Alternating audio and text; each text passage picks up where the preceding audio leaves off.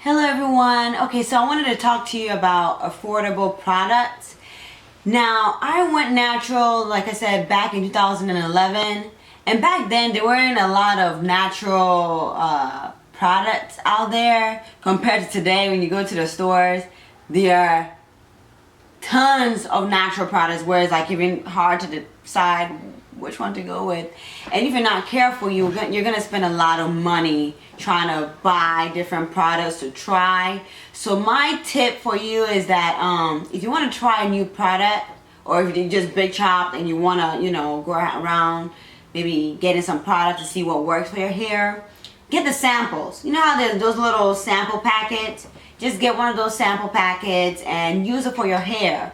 Don't go buy the full product just in case it does not work, and then it's like you just wasted money. You have to either give the product away or, because most stores won't take it back if you use it. So that's just my tip. Get the sample packet, or best also, another tip I have for you is that before you went ahead and transitioned or you big chop, most people will get rid of all the products that they used while they were relaxed.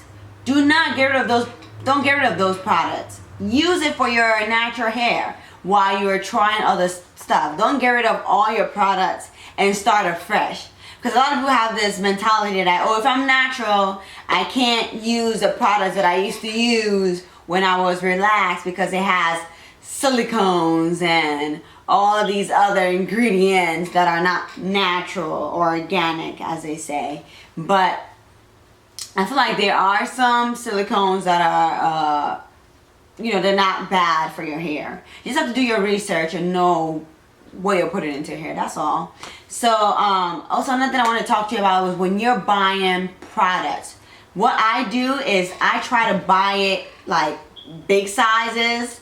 You know what I mean? Like this is just a large bottle of grapeseed oil that I use for my hair. And instead of buying like the tiny small bottles and spending like $4 on it, I buy it in bulks, like this huge. But I got this last year, so I've had it for like a little over a year now. And as you can see, I use my hot oil treatments. I still have tons of it left. You know what I mean? So I don't use a lot, or I'll buy like large jars like this, and then I'll make my own oil mixture. Or if I'm gonna buy coconut oil, instead of buying small jars, I will buy large jars like this, just to save money. You know what I mean? If I'm doing like if I'm co-washing, this conditioner is a bit pricey.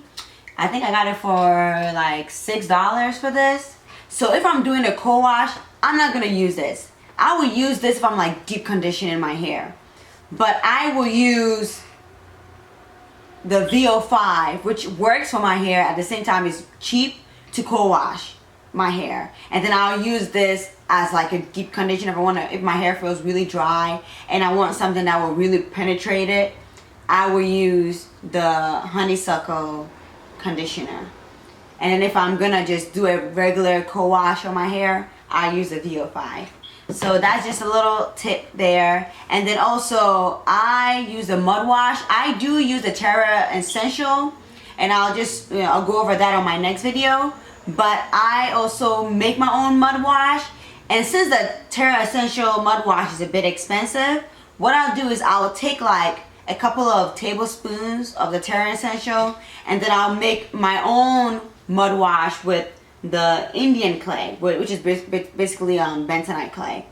And then what I'll do is I'll mix the clay with some aloe vera juice, or sometimes I'll use apple cider vinegar, and then I'll have that mixture with some essential oils, and then I will mix the tablespoon of Terra Essential mud wash in it. And then I'll mix it, and then I'll apply it into my hair. And that works really well if I'm trying to stretch out the Terra Essential mud wash, just to save money. So that is what I do. And like I said, be very, very careful about buying a lot of products, because if you're not careful, you're going to turn into a product junkie, and you're just going to be buying tons of products because you want to try this, you want to try that. When I went natural, there was this product that came out. I don't know if you guys remember the Kinky Curly. I've had this product since 2012, and as you can see, I I am still using the gel because there was this huge hype about how great the Kinky Curly product is, and it is good for some hair types.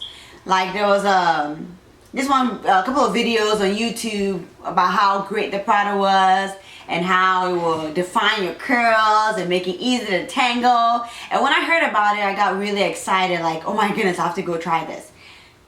My hair did not like it at all. I had to give the products away. The only thing I kept was a gel. You know what I mean? Just to like smooth my edges and stuff. And that's why I still have it. There's still a ton of it left, actually.